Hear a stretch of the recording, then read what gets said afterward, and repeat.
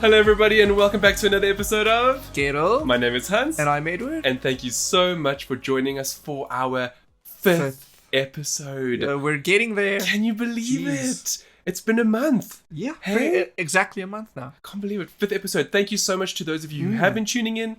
We can see the statistics. Yeah. And we have people from all over the world, which is really amazing. Is amazing, yeah. So thank you to each and every one of you who keep tuning in every week. We love doing this, and if you enjoy listening, it really brings us joy. Yeah, like we love talking about what we love, and when you love listening to us talking about what we love, it's just a bunch of love going around. It's the cherry on the top of our week. Exactly. Right? Yeah. Well, look, speaking of our fifth episode, 5 is actually my lucky number. I believe it brings me luck. Not that I'm superstitious or anything, but given that we're speaking about that now. Of superstition. Today is Friday the 13th. Yep. Which we all know generally has negative connotations. Yeah, in general, people don't like the number 13. They don't all like... because of... If you can't guess what we're trying to do, it's the noises for Jason. Yeah, it's the Jason's theme. Because of Friday the 13th, the films. Yeah, exactly. Okay? With that said, we decided to look into it a bit more, and it turns out that Friday the 13th is actually incredibly interesting. Yeah. There are a lot of unique and interesting facts about this date. Yeah, like we don't know anything about Friday the 13th or why people don't like it. Well, other than the fact that Jason kills people. Well, we're talking about the date. Okay. So we managed to find a bunch of interesting tidbits, like the fact that the first day of the month needs to be a Sunday. Oh, that's cool. Yeah. Better than a Monday. Yeah, much better than a Monday. Otherwise, there just can't be a 13th. Well, see, now that also I find very interesting because it's a Sunday, right, beginning of the month. Yeah. And Sundays are generally religious days, correct? This leads to something else that we found out, which really, this blew my mind a little bit. And it has to do with the fact that the number, or Friday the 13th, actually relates to Friday that Jesus was crucified, in the sense of, at that dinner, Judas was the 13th person to arrive, which then gave the number even more significance. Yes, pretty much. Jesus and his 12 disciples, including Judas, they had the Last Supper, and Judas betrayed Jesus, and he got crucified on a Friday. Correct. So it all just ties back together. Perfectly together. Yeah, and this is why basically the end days everything is happening and the end days are coming. Speaking of end days, another tidbit we discovered is that space hates Earth. We know this already. So not only does it smell, it now hates Earth, right? Exactly. Space has been flinging rocks at Earth for a millennia now. For much and longer. One of those... Poor dinosaurs. Yeah, one of them hit. A few years ago, 2015, one of those almost hit Earth.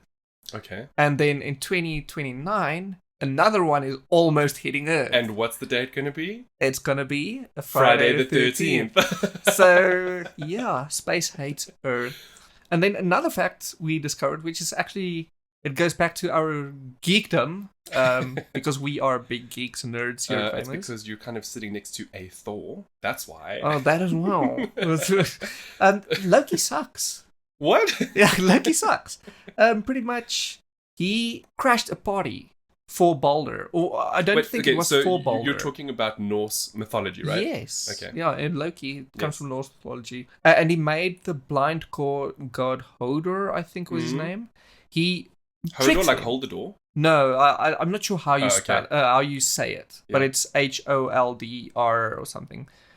He tricked him into killing Balder with a dart made of mistletoe. Oh, interesting. And evidently Loki is the 13th god to be at the party, which would have only been 12. So this is how interesting is that? That sounds very... I wouldn't say it's not the same as like Christian religion, but how interesting is it that this is another Nordic religion, which has a very similar symbolism? Yes, it's very similar. That's fascinating. Yeah. That's fascinating. This time it's a god of mischief, granted, and not just some random betrayer, but yeah. Well, look, if you found any of these facts interesting, we have the full list of 13 facts for Friday the 13th on Famous.com. So definitely go and check that out. There are a bunch of super interesting ones. Now, speaking of the fact that you're now referencing Norse mythology and Thor and Loki, we all know that they're wonderful characters in Marvel's cinematic universe. Yes. Now, I actually found some other super interesting information. So essentially, what I found is that Neil deGrasse Tyson has revealed that Marvel is, for all intents and purposes, more scientifically accurate than DC. And this is specifically when it comes to the origins of the heroes and the superheroes in the franchises. Including the gods. So that's what gets a little bit murky, but it's more along the lines of, if you look at the entirety of both catalogs for each comic book house, you'll find that most of Marvel's heroes are more scientifically backed than those in DC. But that makes sense. Like, a great example would be how, like, Captain America comes from the super soldier formula. Yeah. How the Hulk was almost the same super soldier formula, but with gamma radiation. Yes. How Peter Parker, for example, was bitten by a radioactive spider, and so on and so forth. So, essentially what he found is that Marvel's heroes have more scientifically accurate origins than those in DC. Well, that makes sense, because if you look at Aquaman, he's just no explanation, just the god of Atlantis. It's the same as Wonder Woman. She's just an Amazonian, and they naturally like that. So and Clark Kent is an alien. Yeah, and the Green Lantern is just somebody with a powerful ring. Yeah. So basically, it all comes down to space magic, or it's always been like that for DC. For DC, yeah. Which is not all bad. No, it's how it is. You know, I mean, it's not to say that one is better than the other, but I just thought it was fascinating. It is, you know, the super fact cool. that there's actual, you know, if you look at it from a science perspective or like a real perspective, that I guess in some ways Marvel is more plausible than DC. Yeah, it's technically Marvel has more origin than DC in that regard. Well, scientific origin, rather. Well, I guess. I mean, of course, you know, they do deal in mysticism and magic and so on and so forth. They both do. Yeah. So with that in mind, you were telling me about an ear rumble earlier this week. And I was just like, are you developing superpowers or something? Okay, let me give some context. For the longest time, I could rumble my ears. Now, I can't explain it in good words other than I can make a sound in my head with my ears. So that sounds like a rumbling. Yeah, I've been giving this some thought. Yeah. And to me, I would almost imagine that it's like blood rushing past your ear canal. I can see why you think that. Yeah. But apparently, according to IFL, it's actually a muscle that you tense it up. And I always... So you are a mutant. No, I'm just a normal being that can do something others cannot. And apparently it's not that common. I thought it's super common. I thought everyone could do it. Okay, wait. So you can do something that is not common. Apparently. Okay, which could be perceived as an ability. Maybe like the slightest of abilities. # the Sentinels need to know your location. The Sentinels do absolutely not need to know my location. Anyway, it's just an interesting thing. I think that's quite cool. Yeah. Yeah. And apparently it blocks out the high pitching noises. Yeah. Oh, so you're blocking out Wi-Fi. Yeah, with the old ball and chains. Only jokes. We love you, Marianne. Yeah. Another cool thing that I came across this week are kangaroo words. What are those? So a kangaroo word is a word that contains letters of another synonymous word in its correct sequence. Okay, so essentially it's like the word masculine containing the word male, which is a synonym for the first word. Oh, okay. In Afrikaans, we call that tautologie. Seriously? Yeah, so I didn't know that. It's not exactly the same as a kangaroo word, yes. The way I understand it, but basically like a dove. We call it a tortelduif. Okay. Doves, duive tortel. They do that. Oh. So basically, it's just the same. Okay. So that's a little bit different. So what is the word for dove again? Tortelduif. Okay, so and duif is what? Dove. Okay, but tortel is a name that it... I mean, that's the word, what we call it. The sound that it makes. Yes. Okay, so that is a bit different. Uh-huh. So yours is more along the lines of attributing the sound the animal makes with its name. Yes, to give it a name, right? Yeah. This is a little bit different. Okay. Okay, so like another example would be how the word alone contains its synonym, which is lone. Okay. Does that make sense?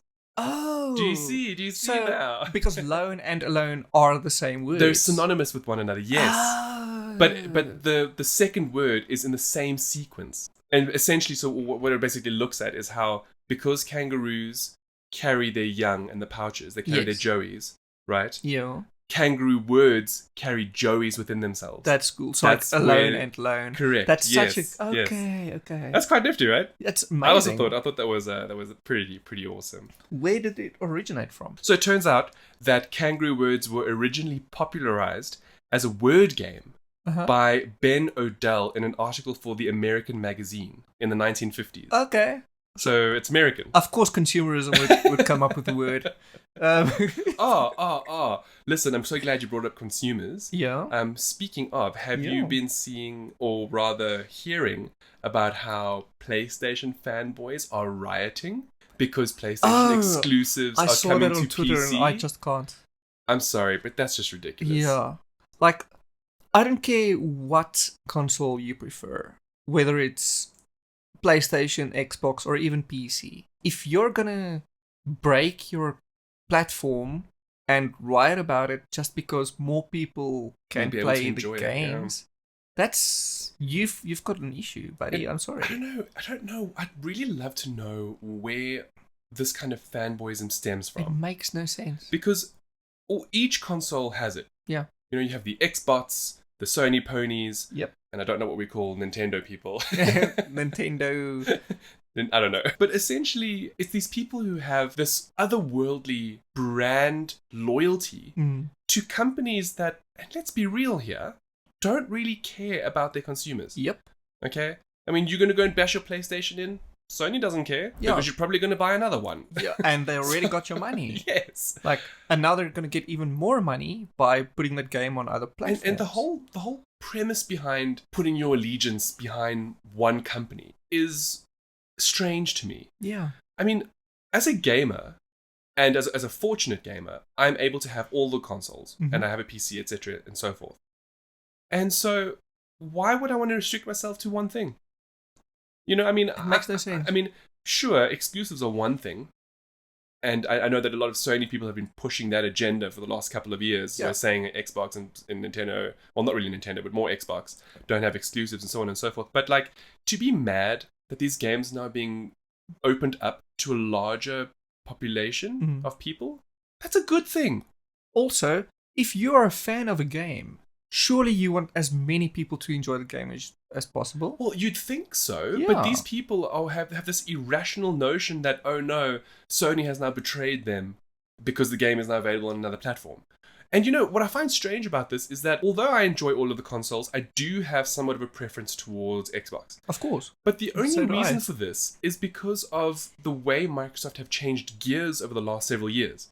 So, as an Xbox gamer, I know that my library from the original Xbox all the way through to the Xbox One and soon the Series X works on any new future console. Yeah. But in addition to that, it also works on PC. Yeah, they're open. Yes, they're open. They've opened it up. So as an Xbox consumer, I don't see an issue with this at all. Yeah. And I find it odd that Sony loyalists are getting so upset about it. Rather, they should be open to it and embrace it because this can only mean good things for PlayStation going forward. Exactly. While we're speaking about consoles, and I know we've spoken about PlayStation now, I must mention something else with regards to Microsoft. They're the only console manufacturer right now that forces people to purchase internet connectivity. Which it kind of sucks. Yes, so they're so forward thinking in many respects with Xbox Game Pass and crossplay and so on and so forth, that I find it so strange how they're still locking free-to-play titles behind Xbox Live Gold wall. Yeah. To a certain degree, I do get this because I know that that Xbox Live is a superior network. Nobody can really deny it. Sure, it has downtime and so on and so forth, but overall, it's better than a lot of other implementations on other manufacturers and console makers. Regardless. But yes, with that said, a free-to-play title should be able to be played for free. Yes. Regardless of how you connect to the internet.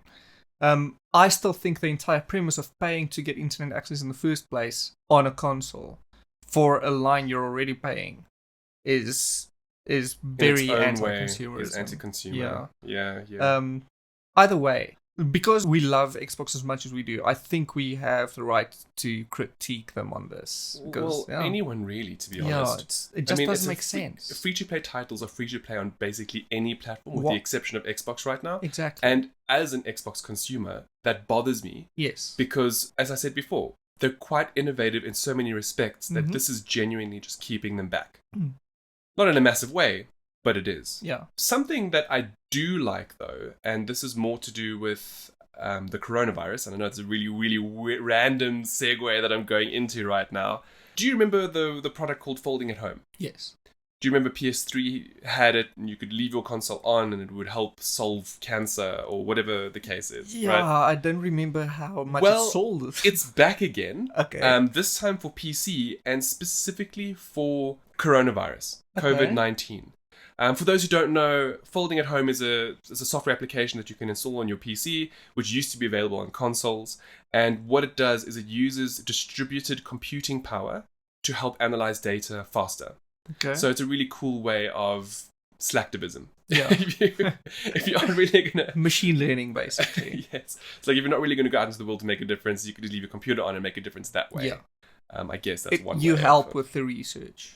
Yes, you help with the research. It's great. I think it's a great little notion. Now that we're on the topic of coronavirus, I do want to talk about something else. Yeah. And that is America's Waffle Index. What? That sounds like something Please, dirty. not Blue Waffle. Do not go and Google Don't that. Google That's that. not what I'm talking about. I'm talking about the Waffle House Index. So this was a fascinating topic that came around recently because, as many of you know, COVID-19 is everywhere. And it's literally and figuratively. I actually just meant in the news everywhere, but it is also all over the world now. Yeah. And because of that, it's officially been classified as a pandemic. Yep. All right? Just like 2 days ago. Correct. Now, it turns out that the US actually has a metric for evaluating how severe a pandemic or natural disaster is, and it's called the Waffle House Index. That's so weird. I know.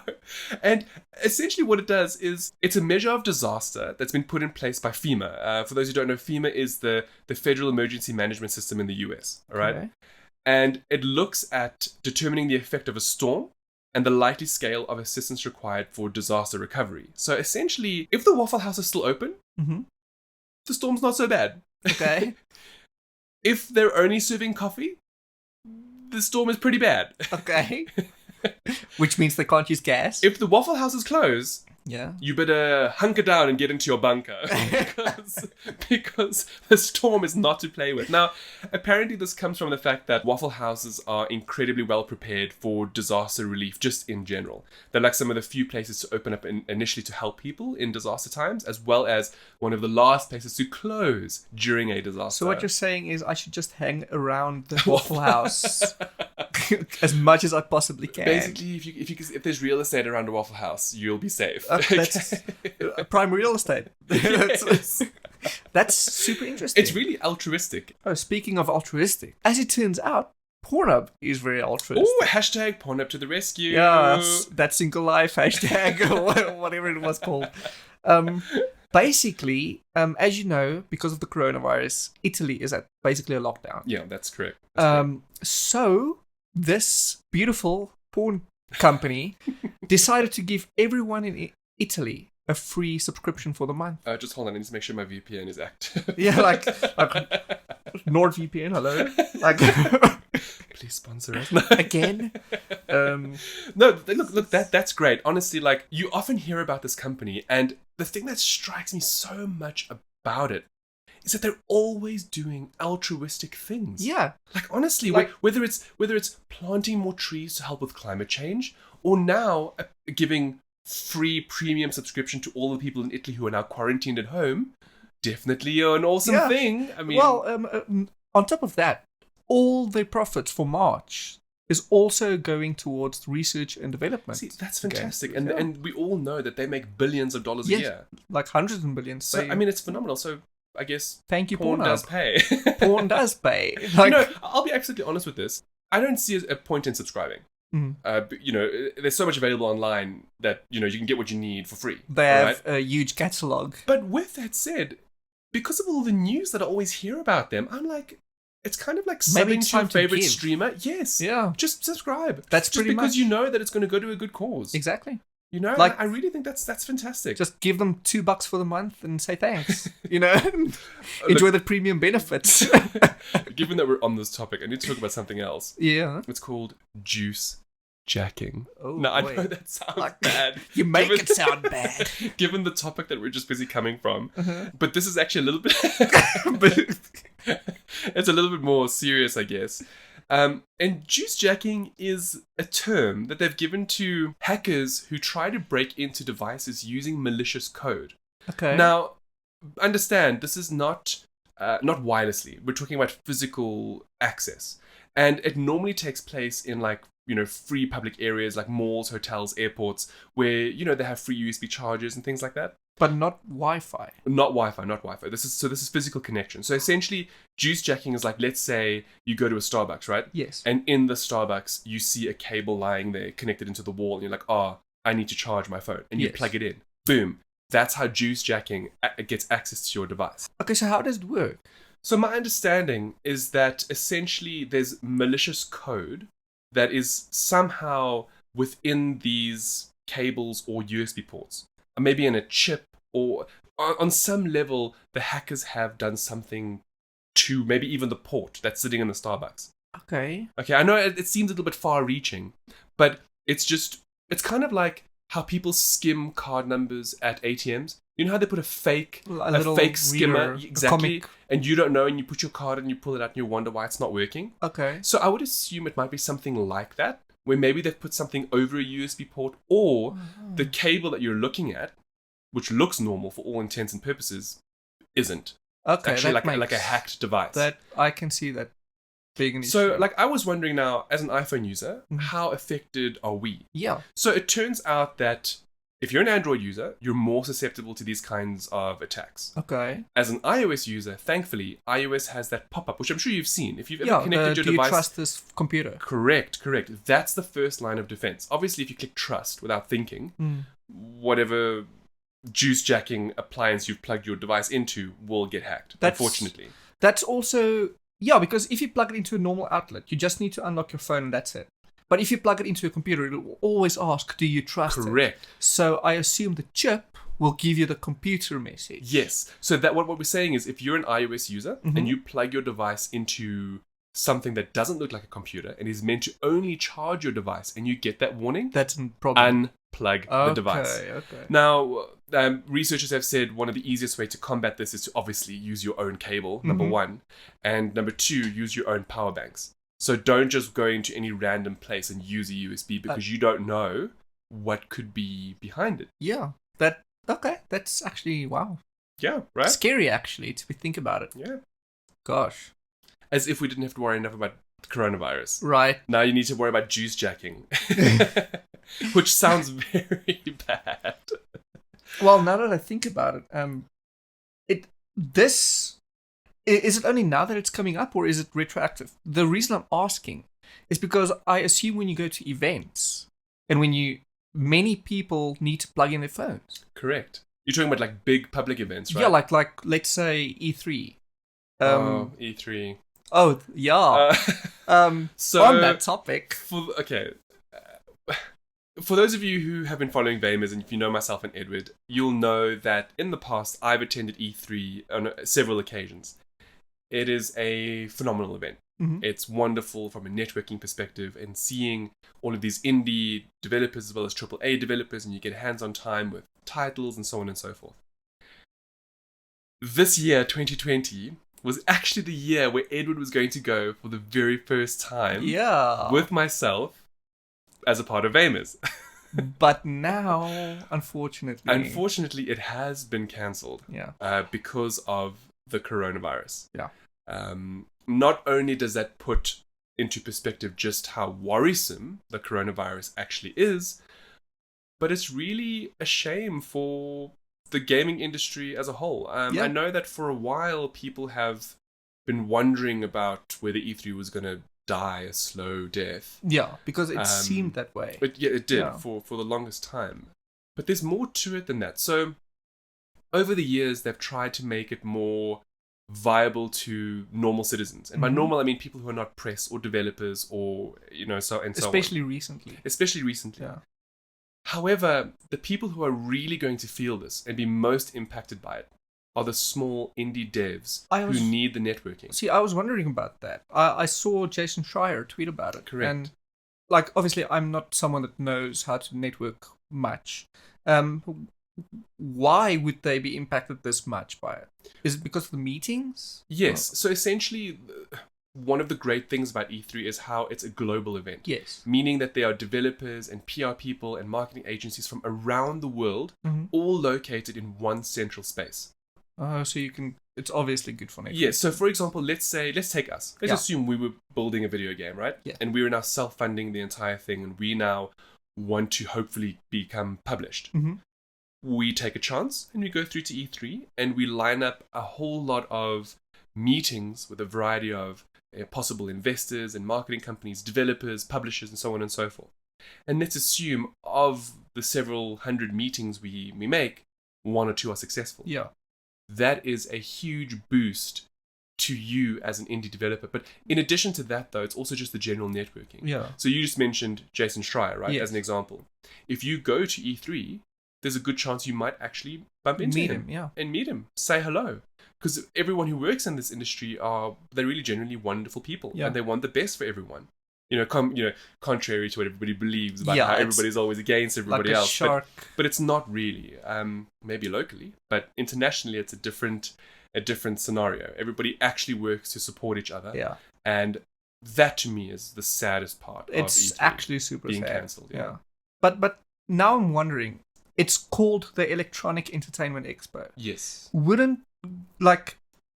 now know that Xbox it's going to try to do a digital thing during the same time. Don't you think going electronic for the expo is the future? That's a great question. Yeah. With my concerns of E3 being cancelled is more to do with the networking aspect. So I have no doubt that the bigger publishers, like Warner Brothers, who apparently are going to be talking about a new Batman game, as well as linking it to the Batman movie that's coming. Oh, okay. And Xbox and PlayStation and Nintendo and so on and so forth will all have really good digital presentations for consumers to enjoy. Okay. But that still doesn't help the indie developer. Yeah. With that said, if you do follow indie developers online, people whose games you enjoy or maybe you follow on Kickstarter, if you want to help them, retweet, like what they do, share on Facebook. Anything you do to help an indie developer will go a long way to possibly getting a publisher to notice them because they don't have the opportunity now to meet them physically or in person. Oh, okay. So that would be my advice for gamers out there. It makes it just more difficult for pretty much. guy. So the bigger publishers are not going to have an issue. Yeah. I mean, Nintendo's been doing digital streams for years now. Yeah. So the rest of them are just going to follow. It's more to do with the indie developer and not now having the opportunity to network with even like written publications. Like, for example, imagine somebody goes and we meet with them. Yeah. Sure, we're a small publication, but us pushing their news is still a step in the right direction for them because it means they're getting content out into the world, onto Google. Exactly. Exactly. Okay. Wow. Look, as awful as it is, right, it is also in many ways a good thing that it's been cancelled this year. And we all know it's because of COVID-19. Yes. I mean, GDC has been cancelled, E3's been cancelled, flights from Europe to the US have been put on hold. Yeah. There's a lot of stuff going on at the moment.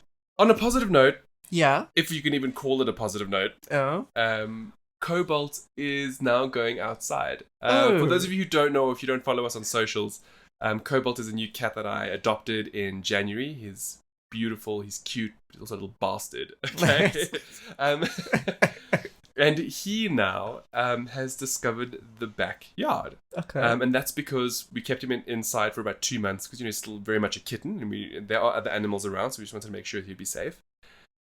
And now we can't get him back in the house. It's a whole new world out there. And he loves it. He really, really does. And just randomly, again, I didn't even look for this topic, but it turns out that if you let cats out they're actually detrimental to the environment around where you live. Because they kill mice or more? Anything. They kill anything and everything. Birds, mice, whatever they can get their claws on. Their claws on. Sorry. So apparently researchers fit these geolocating straps to 925 pet cats. Wow. Okay. Which is a lot. So that's a good sample chunk. size. It's a good sample size. And they found that over a course of a month, cats kill between 2 and 10 times more wildlife than native predators. That is insane. It's because they are so abundant, maybe. What, because your cats are abundant? Yeah. I just presume so. Because 900 cats is not a tiny number. And, so the little things in it, like how a tabby cat, right, a normal person's tabby cat, has a range of, now although we don't use blocks in South Africa, it's an international term. Yeah. Where each tabby cat has a range of about 10 blocks, but now you have tabby cats living next door to each other. Yeah. So you can just imagine the massive scale of all of these decimating wildlife. Gosh. I mean, and it made me think because I watch Cobalt. Now look, he's still a baby. He's only about 3 months old, 3.5 months. And he watches those birds. I'm just waiting for him to bring one of those in one of these days. Wow. That's something you never think about. Exactly. Wow. Okay, well, there we go. We've reached the end of episode 5. A mini life update, I think, which is not as down as I thought we would have ended. Yeah, the E3 and the whole COVID-19 thing is obviously, it's really just putting a downer on everything. Yeah. Look, everyone out there, be safe. Yeah. Please practice safe hygiene. Yes. Look after yourselves. Look after those you love. I mean, enjoy yourselves, but be responsible. Yeah. You know? And that's it, I guess. Yeah, on that note, thank you for joining us. And thank you for listening. We always appreciate it. And we look forward to seeing you for episode 6. Ooh. Until next week. Have a lovely one. Bye. Bye.